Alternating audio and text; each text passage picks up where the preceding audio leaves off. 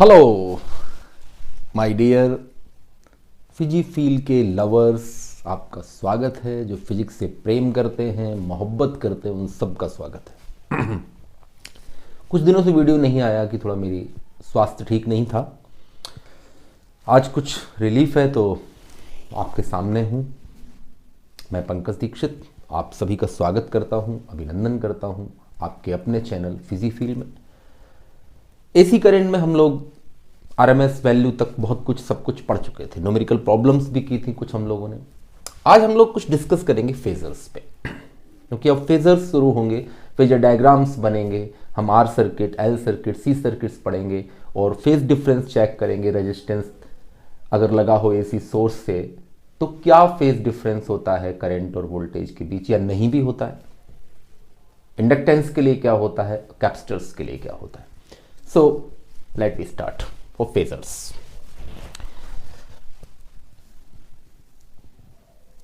होता क्या है कि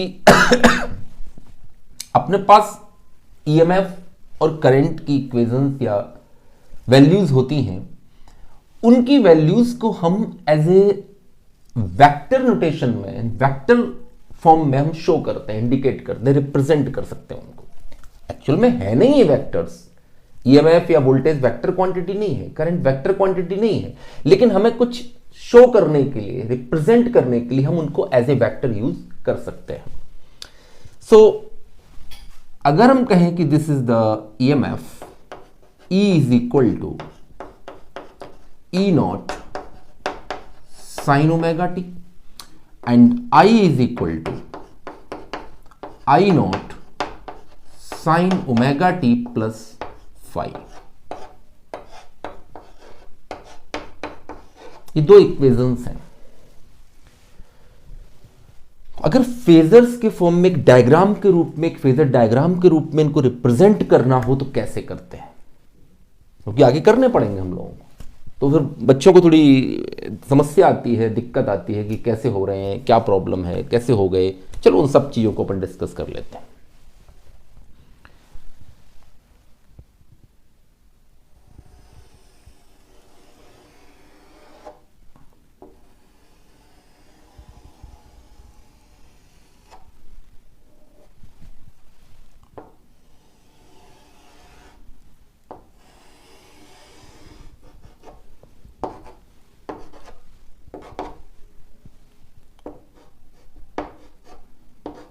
x Y X dash Y dash.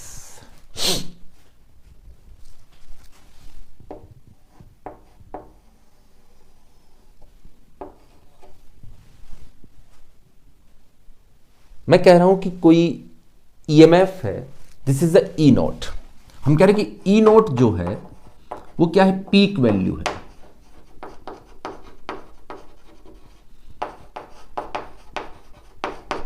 Peak value EMF है।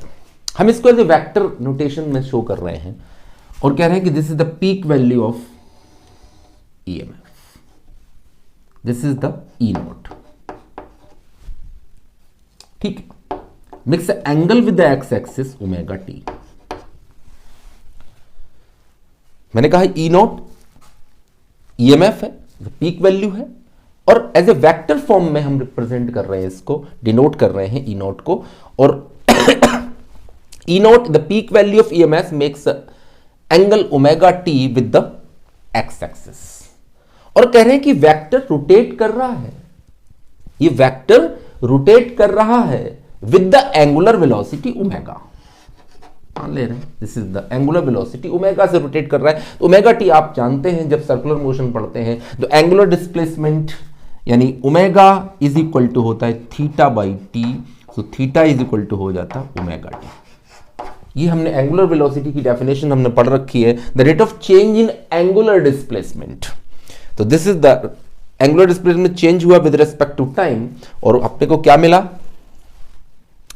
Angular velocity. सो वहां से थीटा की वैल्यू क्या होगी, थीटा एंगल है, थीटा को इन टर्म्स ऑफ ओमेगा हमने डिनोट किया है एंगुलर वेलोसिटी के टर्म में, क्योंकि ये वेक्टर रोटेट कर रहा है with the angular velocity in the direction of opposite to the clock, या काउंटर क्लॉकवाइज या एंटी क्लॉकवाइज, जो भी आप अच्छा लगता है वो बोल सकते हैं। ये ऐसा घूम रहा है। तो ओमेगा टी क्या है? ओमेगा टी जो है वो है phase angle.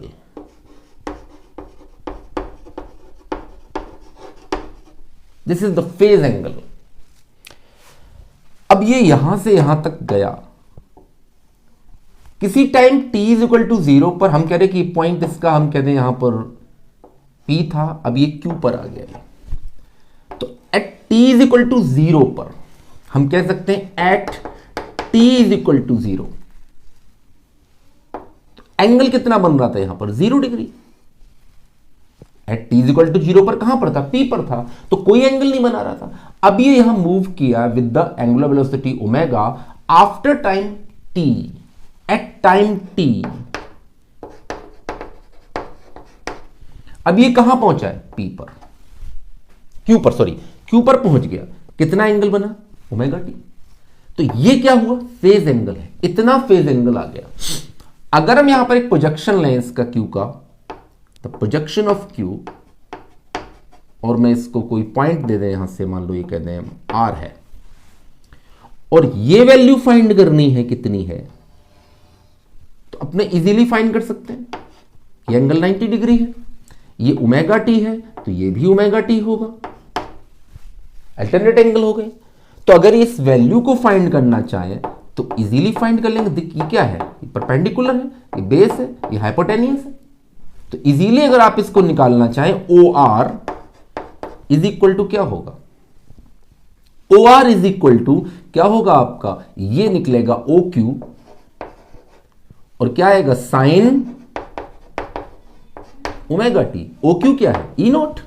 So O R is equal to E naught sine omega T. अब ओ आर क्या है? This is the instantaneous value of EMF.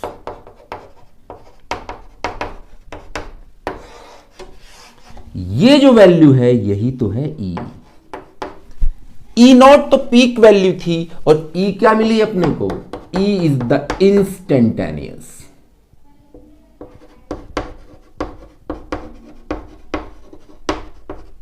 Instantaneous value of EMF.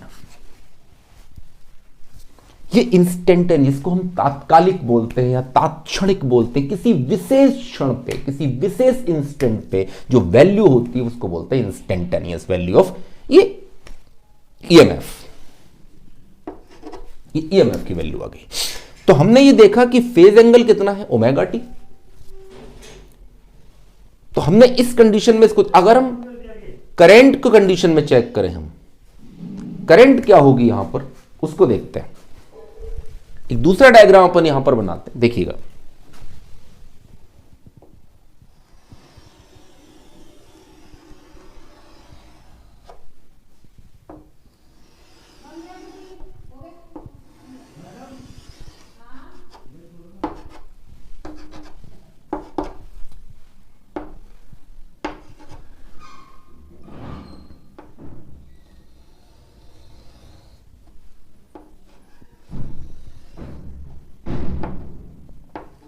ये इनिशियल पोजीशन है, हम कह रहे P है, और ये एंगल है फाई, और ये एंगल है omega T.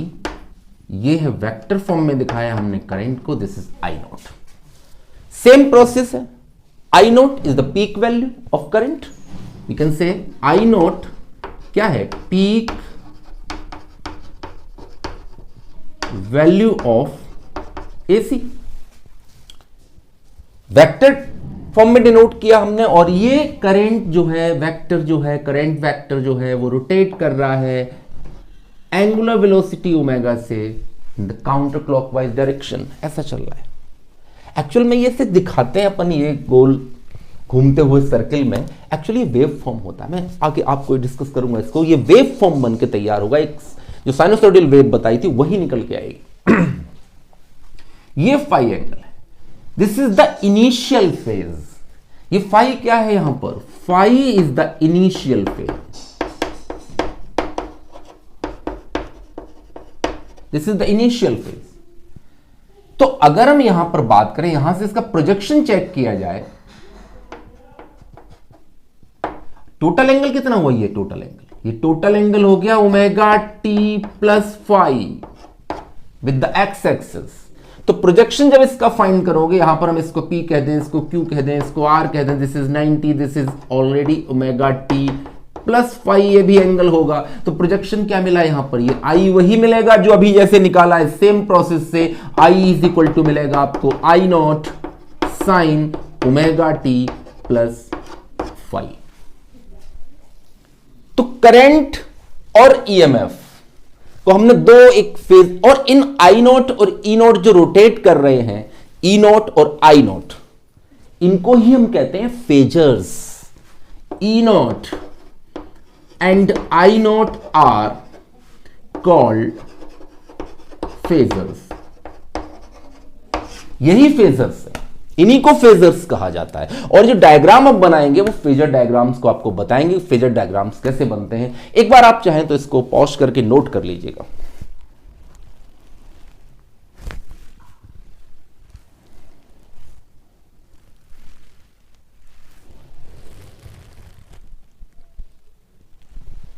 I think note कर लिया होगा आप लोगों ने। मैं इसको रेज करता हूं।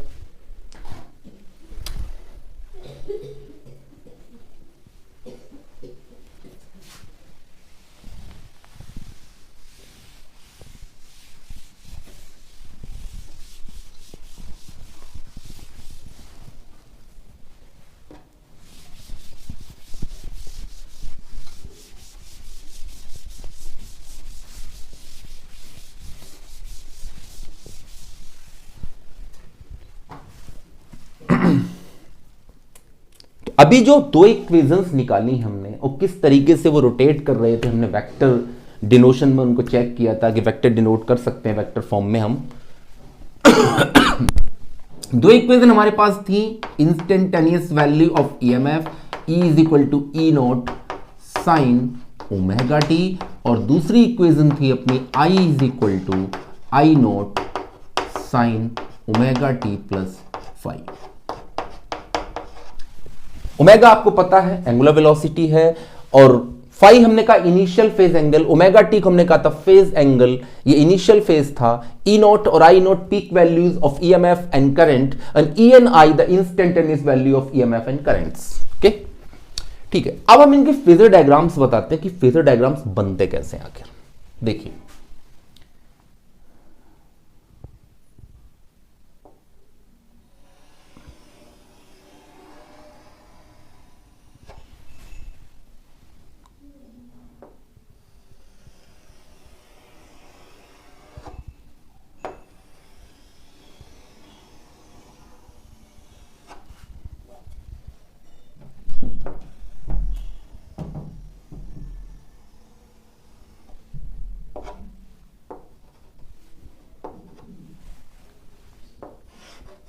ये वही दो सर्किल हैं जो हमने अभी आपको दिखाए थे। एक हमने सर्किल बनाया था आपको ईएमएफ के लिए, और एक हमने बताया था आपको करंट के लिए। दोनों ही रोटेट कर रहे हैं with the angular velocity omega से काउंटर क्लॉकवाइज डायरेक्शन में।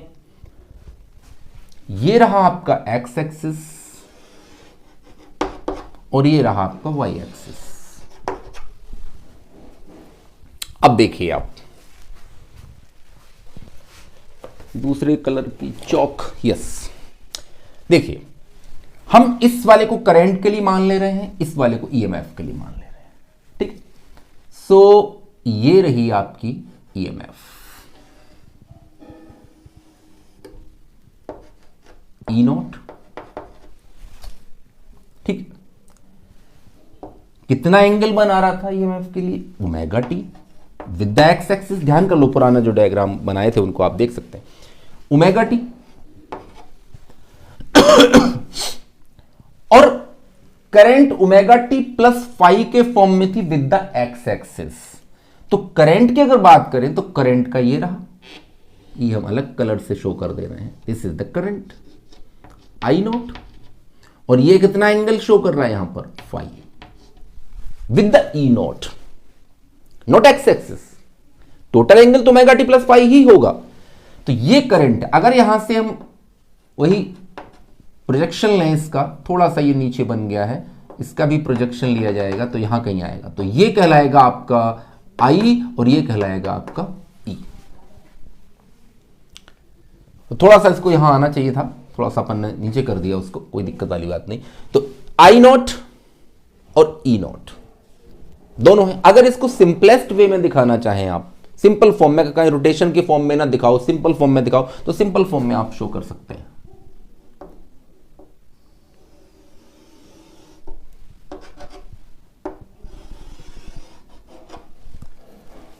देखो भाई तो ये तो रहा अपना E0, ऐसे दिखा दो आप। एंगल कितना है? Omega T. ये इसका रहा प्रोजेक्शन, जब यहां प्रोजेक्शन देंगे तो ये बनेगा आपका E। और करंट ये रही, दिस इज I0,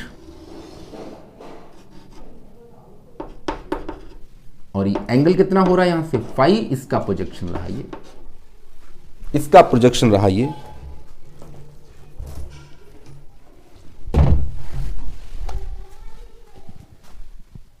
I0, तो ये रहा आपका I। आप सिंपल वे में ऐसे दिखा सकते हो, समझ रहे ना बात को? तो ये इस फॉर्म में, और ऐसे भी ना दिखाना चाहो तो और भी सिंपलेस्ट तरीका है कि आप ऐसे दिखा सकते हो, सिंपल वे, बिल्कुल सिंपल। और ये दिखा दीजिए आप यहां पर,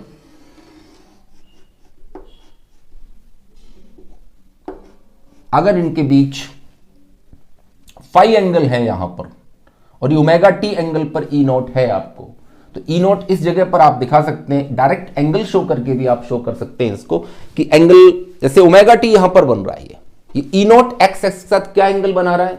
ओमेगा टी, ठीक है ना? और ये इसके साथ क्या बना रहा है? फाई।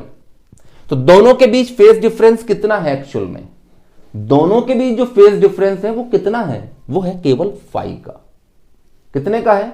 फाई का। तो हम दोनों के बीच फाई को भी शो कर सकते हैं, सेम इक्वेशन तो सेम है, E0 sine omega t, I0 sine omega t plus phi. तो अगर डिफरेंस निकालोगे यहां पर फेज डिफरेंस, एक मिनट, अगर यहां पर फेज डिफरेंस हम निकालना चाहें,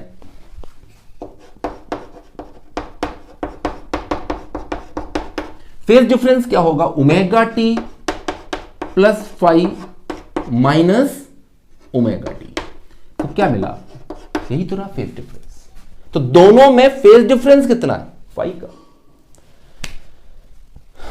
तो इनको लेकर के हम आगे आर सर्किट, एल सर्किट और सी सर्किट को डिनोट करेंगे, देखेंगे उनमें, और उनके फेजर्स डायग्राम्स बनाएंगे कि कैसे क्या होता है, ठीक है ना? तब तक के लिए धन्यवाद, जुड़े रहिएगा। Thank you.